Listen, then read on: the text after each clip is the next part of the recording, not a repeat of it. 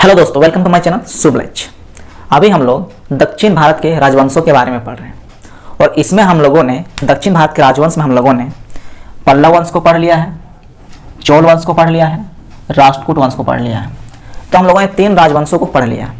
आज के इस वीडियो में हम चालुक्य वंश के बारे में पढ़ेंगे और चालुक्य वंश के 3 ब्रांच है, 3 शाखा है। कल्याणी के चालुक्य वंश, वातापी के चालुक्य वंश और वेंगी के चालुक्य वंश। तो आज हम लोग इसके बारे में पढ़ेंगे। तो चलिए दोस्तों, आज का क्लास शुरू करते हैं। तो सबसे पहले हम लोग मैप में समझते हैं कि कौन सा स्थान कहाँ पे है, कौन सा वंश कहाँ पे अपना साम्राज्य स्थापित किया था। इसके बारे में हम लोग पहले भी बात किए हैं, लेकिन फिर भी आज भी समझ लेते हैं ताकि हमारा कॉन्सेप्ट क्लियर रहे। तो सबसे पहले हम लोग देखेंगे, तो ये हमारा रहा दक्षिण भारत का मैप। दक्षिण भारत का मैप में हम लोग ये देख रहे हैं राजवंश को। तो सबसे नीचे जो ये दिख रहा है ब्लू वाला हिस्सा, ये चोल राजवंश है, चोल साम्राज्य। उसके ऊपर में ये दिख रहा है ब्लैक वाला, ये पल्लव वंश, जिसके बारे में हम लोगों ने पढ़ लिया है। और ये जो ब्लू वाला पार्ट दिख रहा है यहाँ पे, ये राष्ट्रकूट वंश। तो राष्ट्रकूट वंश, पल्लव वंश और चोल वंश, इसके बारे में हम लोग चर्चा कर चुके हैं। आज हम लोग बात करेंगे चालुक्य वंश। तो चालुक्य वंश के 3 ब्रांच हैं, 3 शाखा हैं। सबसे पहला है कल्याणी का चालुक्य वंश। ये जो ऊपर में सबसे ऊपर जो ब्लैक वाला हिस्सा दिख रहा है, ये आपका कल्याणी का चालुक्य वंश का साम्राज्य है। ये रेड वाला पार्ट, ये जो रेड वाला पार्ट दिख रहा है, ये वातापी का है, वातापी के चालुक्य वंश। और इधर आपका पूर्वी साइड में जो दिख रहा है, ये ग्रीन वाला पार्ट, हरा वाला पार्ट, ये वेंगी के चालुक्य वंश है। तो हम लोगों ने मैप में समझ लिया कहाँ पे किसका क्या लोकेशन है। तो आज हम लोग चलिए अब शुरू करते हैं चालुक्य वंश के बारे में। तो चालुक्य वंश की बात करते हैं, चालुक्य डायनेस्टी की बात करते हैं। तो ये 3 ब्रांच थे, चालुक्य वंश के 3 ब्रांच थे, 3 शाखा थी। पहला है कल्याणी के चालुक्य वंश, जिसे पश्चिमी शाखा कहा जाता है। इसे पश्चिमी शाखा के नाम से जानते हैं, जो कल्याणी का चालुक्य वंश है। ये हमारा रहा कल्याणी के चालुक्य वंश। ये ब्लैक वाला हिस्सा सबसे ऊपर में जो दिख रहा है, ये कल्याणी का चालुक्य वंश है। आगे बात करते हैं, अगला है बादामी का चालुक्य वंश, जिसे वातापी का चालुक्य वंश भी कहते हैं। वातापी का चालुक्य वंश कहा जाता था, लेकिन वातापी को वर्तमान में बादामी कहा जाता है। तो बादामी के चालुक्य वंश भी इसे कहा जाता है। तो वातापी के चालुक्य वंश या फिर बादामी के चालुक्य वंश, यह मूल शाखा था, चालुक्य वंश का यह मूल शाखा था। इसका कहाँ लोकेशन है, तो ये हमारा लाल वाला भाग, रेड वाला पार्ट, ये आपका हो गया वातापी का चालुक्य वंश, जिसे मूल शाखा कहा जाता था। उसके बाद एक और है वेंगी के चालुक्य वंश, जिसे पूर्वी शाखा कहा जाता था। तो ये हमारा ग्रीन वाला भाग, हरा वाला भाग, ये वेंगी का चालुक्य वंश, जिसे पूर्वी शाखा कहा जाता था। ये पूरब की ओर है पूर्वी शाखा, ये पश्चिम की ओर है पश्चिमी शाखा, और ये आपका मूल शाखा है। 3 शाखा हो गए, कल्याणी, बादामी और वेंगी। कल्याणी पश्चिमी शाखा, बादामी मूल शाखा और वेंगी पूर्वी शाखा। तो हम लोगों ने 3 शाखा के बारे में समझ लिया है कि चालुक्य वंश के 3 शाखा थी। अब हम लोग इनके बारे में डिटेल्स में पढ़ेंगे। इन शाखाओं में कई राजा होते हैं, कई शासक होते हैं, लेकिन हमें सभी के बारे में नहीं पढ़ना है। सभी के बारे में पढ़ने से कोई फायदा भी नहीं है, बल्कि कंफ्यूजन ही होगा। तो हमें उनके बारे में पढ़ना है जिन्होंने कुछ काम किया है, कुछ कमाल किया है, और जिनसे एग्जाम में सवाल बनते हैं। अब जिन्होंने कुछ काम किया होगा इंपॉर्टेंट, तो सवाल उन्हीं से बनेंगे, तो उन्हीं के बारे में ही पढ़ेंगे। जिन्होंने कुछ वैसा काम किया नहीं है, तो उनसे कुछ वैसा सवाल बनता भी नहीं, तो उनके बारे में नहीं पढ़ेंगे। पढ़ने से कोई फायदा भी नहीं है, क्योंकि उनसे सवाल ज़्यादा देखने को नहीं मिलते हैं, बनते ही नहीं है सवाल। तो वही पढ़ेंगे, उन्हीं शासक के बारे में पढ़ेंगे जिनसे एग्जाम में सवाल पूछा जाता है और जो बहुत ही इंपॉर्टेंट है। तो चलिए अब हम लोग बात करते हैं एक एक करके चालुक्य वंश के सभी शाखाओं की। तो सबसे पहले हम लोग बात करेंगे कल्याणी के चालुक्य वंश की। किसकी बात करेंगे, कल्याणी के चालुक्य वंश, जो पश्चिमी शाखा है। क्या पश्चिम की ओर है, इसीलिए पश्चिमी शाखा।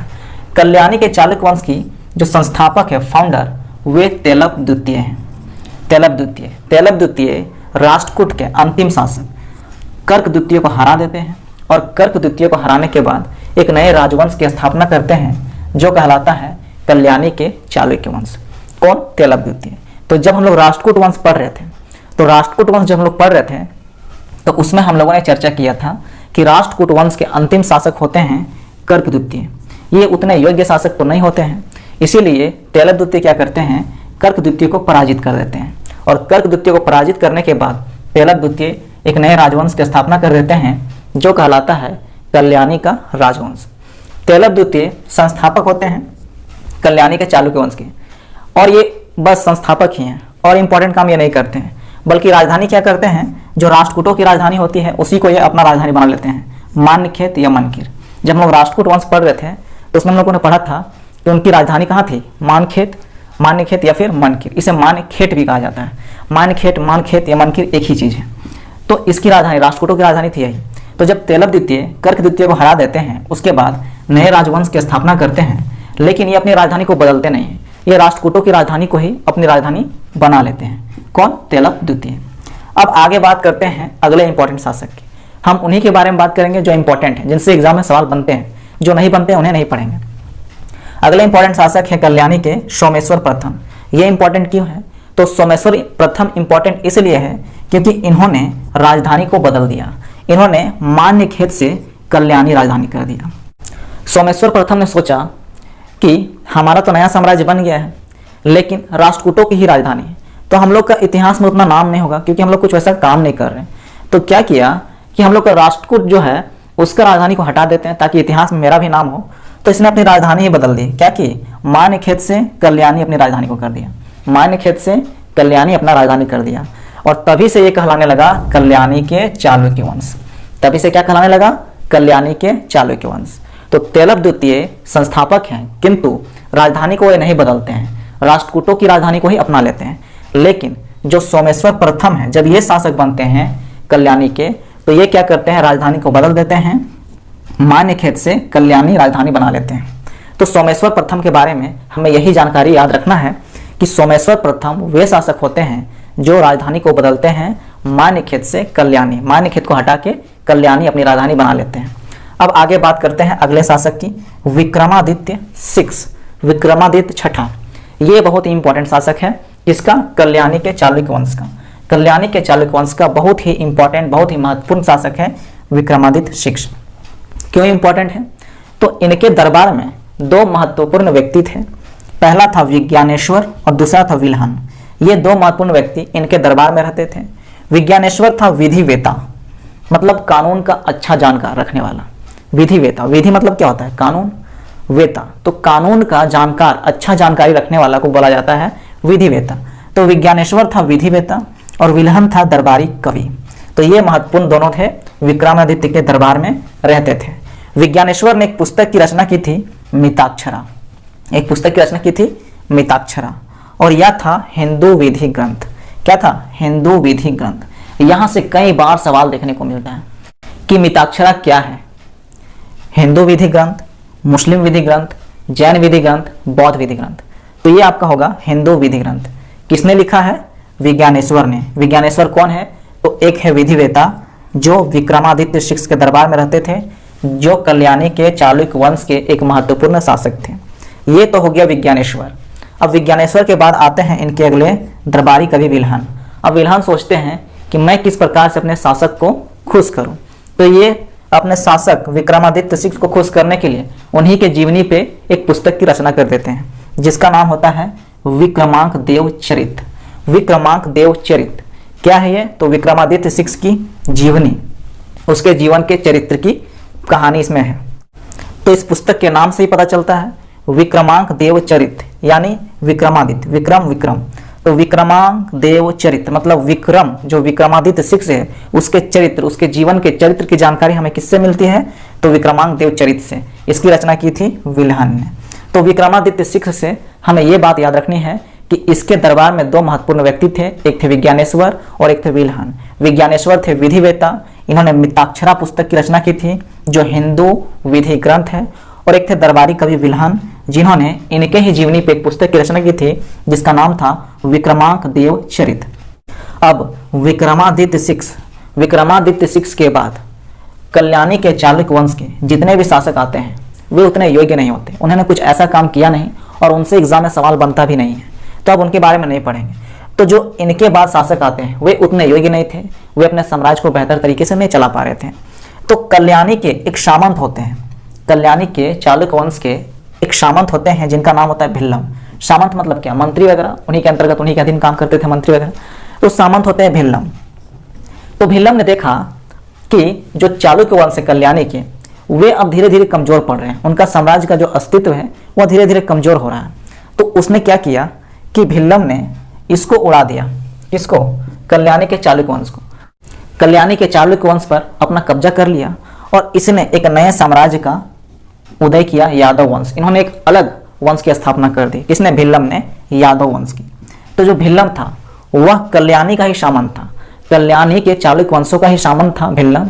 और भिल्लम जब देखता है कि कल्याणी वंश, जो कल्याणी के चालुक्य वंश है, वह कमजोर पड़ रहा है, उसमें वैसा शासक नहीं है जो इसको बेहतर तरीके से चला सकता है, तो वह कब्जा कर लेता है कल्याणी के चालुक्य वंश पर, कल्याणी के साम्राज्य पर, और एक नए वंश की स्थापना करता है। वह कहलाता है यादव वंश। और भिल्लम एक नए वंश की स्थापना कर दिया, यादव वंश की। और यादव वंश की राजधानी होती है देवगिरी। इन्होंने अपनी राजधानी क्या बनाई? देवगिरी, जो महाराष्ट्र में स्थित है। तो यहाँ से हमें यह समझ में आ गया कि कल्याणी का एक सामंत था भिल्लम, इसने अपना एक नया वंश का स्थापना किया, वह था यादव वंश, और इसने अपनी राजधानी कहाँ बनाई? देवगिरी, जो महाराष्ट्र में स्थित है। अब आगे बात करते हैं। और कल्याणी के सामंत भिल्लम ने जो यादव वंश की स्थापना की, इस यादव वंश की जो अंतिम शासक थे वे थे रामचंद्र। अब ये इंपॉर्टेंट क्यों है? तो जो देवगिरी था, इस देवगिरी को अलाउद्दीन खिलजी अपने कब्जे में करना चाहते थे, और अलाउद्दीन खिलजी अपने सेनापति मलिक काफूर को भेजते हैं देवगिरी पर कब्जा करने के लिए। और इस समय यादव वंश के शासक का जो अंतिम शासक होता है रामचंद्र, इसका शासन होता है यादव वंश का। देवगिरी में किसका शासन रहता है? यादव वंश का। और कौन शासन करता है? तो रामचंद्र। यादव वंश में रामचंद्र शासन करता है। तो इसके पास आते हैं मलिक काफूर। अब रामचंद्र डर जाता है, बोलता है मेरा जान छोड़ दो भैया, आपको जो लेना है ले लीजिए। तो मलिक काफूर, रामचंद्र जो है मलिक काफूर के सामने आत्मसमर्पण कर देता है। तो मलिक काफूर कौन होता है? अलाउद्दीन खिलजी का सेनापति। अलाउद्दीन खिलजी कौन है? तो खिलजी वंश का शासक। अब हम लोग इसके बारे में पढ़ेंगे जब हम लोग दिल्ली सल्तनत के बारे में पढ़ेंगे, तब वहाँ हम लोग खिलजी वंश की चर्चा करेंगे। तो अभी हमें इतना दिमाग में रखना है कि कल्याणी के सामंत भिल्लम एक नए वंश की स्थापना करते हैं, यादव वंश, जिसकी राजधानी होती है देवगिरी। और देवगिरी को ही अपने कब्जे में करना चाहते हैं अलाउद्दीन खिलजी, और ये अपने सेनापति को भेजते हैं मलिक काफूर। मलिक काफूर एक खिजड़ा होता है, तो मलिक काफूर को भेजते हैं अपने सेनापति को कि जाओ देवगिरी पे अपना कब्जा स्थापित करो। और जब ये देवगिरी पे अपना कब्जा स्थापित करने आते हैं, तो उस समय यादव वंश के शासक होते हैं रामचंद्र, जो यादव वंश के अंतिम शासक होते हैं। और रामचंद्र डर जाता है मलिक काफूर से, तो वह आत्मसमर्पण कर देता है कि भैया जो लेना ले लीजिए, लेकिन मेरा जान छोड़ दीजिए। तो यह आत्मसमर्पण कर देता है। तो रामचंद्र किसके सामने आत्मसमर्पण करता है? मलिक काफूर। मलिक काफूर कौन होता है? तो अलाउद्दीन खिलजी का सेनापति। अलाउद्दीन खिलजी कौन है? तो खिलजी वंश का शासक। तो यहाँ से हम लोगों ने कल्याणी के चालुक्य वंश के बारे में बात कर ली। कल्याणी के चालुक्य वंश के बारे में क्या बात की? तो इसके संस्थापक होते हैं तेलक द्वितीय। ये संस्थापक बनते हैं किसको? राष्ट्रकूट के अंतिम शासक कर्क द्वितीय को हराकर। और राष्ट्रकूट की जो राजधानी होती है उसी को अपना राजधानी रखते हैं मान्यखेत मनकीर को। लेकिन जब सोमेश्वर प्रथम शासन करने आते हैं कल्याणी में, तो ये क्या करते हैं? ये अपनी राजधानी को बदल देते हैं, मान्यखेत से क्या कर देते हैं? कल्याणी कर देते हैं। और तभी से कल्याणी के चालुक्य वंश कहलाने लगते हैं ये। तभी से यह शाखा क्या कहलाता है? कल्याणी के चालुक्य वंश। और विक्रमादित्य इस साम्राज्य के यानी कल्याणी के चालुक्य वंश के एक महत्वपूर्ण शासक होते हैं। और इनके दरबार में दो महत्वपूर्ण व्यक्ति रहते हैं, विज्ञानेश्वर और विल्हन। विज्ञानेश्वर एक पुस्तक की रचना करते हैं मिताक्षरा, जो हिंदू विधि ग्रंथ है। और विल्हन इन्हीं के जीवनी पे एक पुस्तक की रचना कर देते हैं विक्रमादित्य के जीवनी पे, और वह पुस्तक होता है विक्रमांक देव चरित्र। तो यहाँ से हम लोगों ने यह समझ लिया। उसके बाद इसके आगे कल्याणी के चालुक्य वंश के जितने शासक आते हैं उतने योग्य नहीं रहते हैं, और इसका फायदा उठाते हैं कल्याणी के एक सामंत होते हैं भिल्लम। भिल्लम देखते हैं कि अब योग्य शासक नहीं रहा, तो क्यों ना इस पर कब्जा किया जाए, और ये कब्जा कर लेते हैं। और कब्जा करने के बाद एक नए साम्राज्य, एक नए वंश की स्थापना करते हैं यादव वंश की, और ये अपनी राजधानी बनाते हैं देवगिरी, जो महाराष्ट्र में स्थित है। और इसी देवगिरी पर कब्जा करने के लिए अलाउद्दीन खिलजी, जो खिलजी वंश का शासक होता है, वह अपने सेनापति मलिक काफूर को भेजता है कि जाओ देवगिरी पे अपना कब्जा कर लो। और देवगिरी पे अपना कब्जा करने के लिए जब जाता है, तो उस समय यादव वंश का शासक होता है रामचंद्र, जो अंतिम शासक होता है। यह डर जाता है मलिक काफूर से और उस पर अपना आत्मसमर्पण कर देता है, यानी मलिक काफूर के सामने अपना आत्मसमर्पण कर देता है कि आपको जो लेना है ले लीजिए, लेकिन मेरा जान छोड़ दीजिए। तो यहाँ तक हम लोगों ने समझ लिया। अब यादव वंश का ही एक और शाखा होता है, उसका नाम है होयसाल वंश। यादव वंश का एक और शाखा है होयसाल वंश। तो जो कल्याणी है, तो चालुक्य वंश का शाखा है। चालुक्य वंश के हमें 3 शाखा देखने को मिले। इसी प्रकार से यादव वंश का भी एक और शाखा होता है, जो होता है होयसाल वंश। इसके संस्थापक होते हैं विष्णुवर्धन। अब जब हम पढ़ेंगे वेंगी के चालुक्य वंश, उसमें भी हमें विष्णुवर्धन मिलेगा। इनके संस्थापक कौन है? विष्णुवर्धन। ये विष्णुवर्धन अलग है, ये विष्णुवर्धन अलग है, तो ध्यान दीजिएगा। तो यादव वंश की एक शाखा है होयसाल वंश, इसके संस्थापक होते हैं विष्णुवर्धन। और इसने अपनी राजधानी कहाँ बना दी? द्वार समुद्र। ये इंपॉर्टेंट है। इसने कहाँ बनाई? द्वार समुद्र। तो होयसाल वंश की राजधानी द्वार समुद्र। कई बार यहाँ से सवाल बनते हैं कि द्वार समुद्र किस वंश की राजधानी थी? तो होयसाल वंश की राजधानी थी। तो हम लोगों ने इस प्रकार से कल्याणी के चालुक्य वंश को कंप्लीट कर लिया। अब आगे हम लोग बात करते हैं बादामी के चालुक्य वंश यानी वातापी के चालुक्य वंश की, जो चालुक्य वंश का मूल शाखा था। वातापी का चालुक्य वंश कहाँ है? तो इस और ये रेड वाला भाग वातापी का चालुक्य वंश और ये ऊपर का ब्लैक वाला भाग कल्याणी का चालुक्य वंश, जिसके बारे में हम लोगों ने पढ़ लिया। तो बादामी के चालुक्य वंश यानी वातापी के चालुक्य वंश की बात करते हैं तो इनके संस्थापक थे जय सिंह। कौन थे? जय सिंह। लेकिन जय सिंह स्वतंत्र रूप से बादामी के शासक नहीं थे, ये अधीन थे किसके? कदम शासकों के, कदम वंश के शासकों के अधीन थे जय सिंह। तो ये स्वतंत्र रूप से शासक नहीं थे वातापी के। इन्होंने राजधानी कहाँ बनाई? वातापी, जो बीजापुर के निकट स्थित है। तो वातापी राजधानी थी, इसीलिए इस शाखा का नाम था वातापी के चालुक्य वंश। लेकिन जब पुलकेशिन प्रथम आते हैं शासन में तो ये स्वतंत्र हो जाता है साम्राज्य। वातापी का चालुक्य जो साम्राज्य है वह स्वतंत्र हो जाता है, इसीलिए पुलकेशिन प्रथम को इस वंश का वास्तविक संस्थापक माना जाता है। तो बादामी यानी वातापी के जो चालुक्य वंश है उसके संस्थापक थे कौन? जय सिंह। लेकिन ये स्वतंत्र नहीं थे। लेकिन स्वतंत्र कब होता है? तो पुलकेशिन प्रथम के शासनकाल में।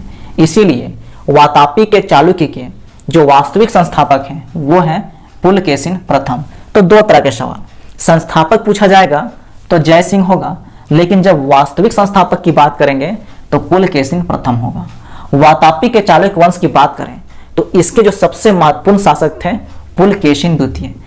कई शासक होते हैं वातापी के चालुक्य वंश में, हमें कई शासक देखने को मिलते हैं, लेकिन उनके बारे में हमें नहीं पढ़ना, उतने वे इंपॉर्टेंट नहीं है। इंपॉर्टेंट कौन है? तो ये पुलकेशिन द्वितीय इंपॉर्टेंट है।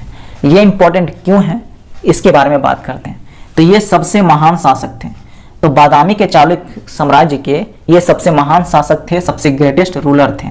इन्होंने कुछ उपाधि धारण की थी। इन्होंने उपाधि क्या धारण की थी? तो इन्होंने धारण की थी दक्षिणापथेश्वर की उपाधि और परमेश्वर की उपाधि। तो पुलकेशिन द्वितीय महान शासक थे वातापी के और इन्होंने दो उपाधियां धारण की थी, दक्षिणापथेश्वर की उपाधि और परमेश्वर की उपाधि। और ये परमेश्वर की उपाधि जो धारण की थी तो इन्होंने नर्मदा नदी के किनारे हर्षवर्धन को हराया था। क्या? नर्मदा नदी के किनारे हर्षवर्धन को हराया था। जब हम लोग वर्धन वंश पढ़ रहे थे, पुष्यभूति वंश या फिर वर्धन वंश, इसे वर्धन वंश भी कहा जाता है, तो जब हम लोग इसके बारे में पढ़ रहे थे तो उसमें हम लोगों ने जाना था कि हर्षवर्धन का जब शासनकाल आता है तो इसके शासनकाल में पूरे उत्तर भारत में वर्धन वंश का साम्राज्य विस्तार हो जाता है, सिर्फ कश्मीर वाले इलाके को छोड़ के। तो ये हर्षवर्धन क्या चाहता है कि अब हम चले दक्षिण भारत की ओर भी। उत्तर भारत पे तो अपना कब्जा कर ही लिए हैं, अब चलते हम लोग दक्षिण भारत की ओर, वहां पे हमला करके अपना कब्जा, अपना राज्य का विस्तार करते हैं। लेकिन ये जैसे आगे बढ़ता है दक्षिण भारत की ओर तो नर्मदा नदी के पास इसको रोक लेता है कौन? पुलकेशिन द्वितीय। बोलता आगे तो नहीं पढ़ने देंगे बाबू, आगे तुमको नहीं बढ़ने देंगे। तो हर्षवर्धन, पुलकेशिन द्वितीय हर्षवर्धन को रोक लेता है कि यहाँ से आगे बढ़ना है तो पहले मुझसे टक्कर लो। और पुलकेशिन द्वितीय और हर्षवर्धन के बीच युद्ध होता है नर्मदा नदी के किनारे, जिसमें हर्षवर्धन की हार होती है और पुलकेशिन द्वितीय जीत जाता है। और इसी विजय की खुशी में, सफलता में, इस सफलता को प्राप्त करने के बाद खुश होकर पुलकेशिन द्वितीय परमेश्वर की उपाधि धारण कर लेता है। परमेश्वर इतना बड़ा सफलता हासिल किया, हर्षवर्धन को हरा दिया, तो भाई उसके लिए तो उपाधि धारण करेगा ही ना, तो परमेश्वर की उपाधि धारण कर ली। तो दो उपाधि धारण की पुलकेशिन द्वितीय ने, पहला दक्षिणापथेश्वर की उपाधि, दूसरा परमेश्वर की उपाधि। परमेश्वर की उपाधि धारण इसलिए किया क्योंकि वह हर्षवर्धन को हरा देता है, जो वर्धन वंश का बहुत ही प्रतिभाशाली, बहुत ही महत्वपूर्ण शासक होता है हर्षवर्धन, उसको हरा देता है। तो उसी के खुशी में ये परमेश्वर की उपाधि धारण कर लेता है पुलकेशिन द्वितीय। और हर्षवर्धन और पुलकेशिन द्वितीय इन दोनों के बीच जो युद्ध होता है इसकी जानकारी हमें मिलती है ऐहोल अभिलेख से। इस युद्ध का उल्लेख हमें कहाँ मिलता है? ऐहोल अभिलेख में। तो ऐहोल अभिलेख से भी सवाल देखने को मिलते हैं कि ऐहोल अभिलेख किसने बनवाया था? तो पुलकेशिन द्वितीय। ऐहोल अभिलेख किसका है? पुलकेशिन द्वितीय का। लेकिन ऐहोल अभिलेख को लिखने वाला कौन था? इसका लेखक था रविकृति। ऐहोल अभिलेख किसने बनवाया? पुलकेशिन द्वितीय ने बनवाया। लेकिन इसको लिखा किसने?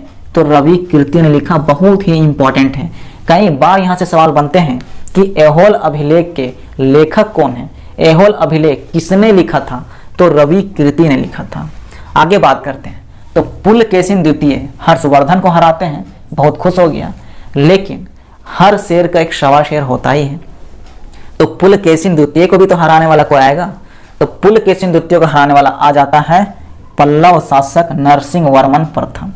पल्लव शासक नरसिंह वर्मन प्रथम पुलकेशिन द्वितीय को लगभग 642 ईस्वी में परास्त कर देता है और इस युद्ध में पुलकेशिन द्वितीय की मृत्यु हो जाती है।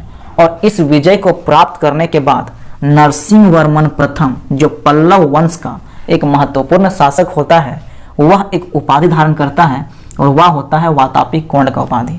वातापी कोंड का उपाधि क्यों?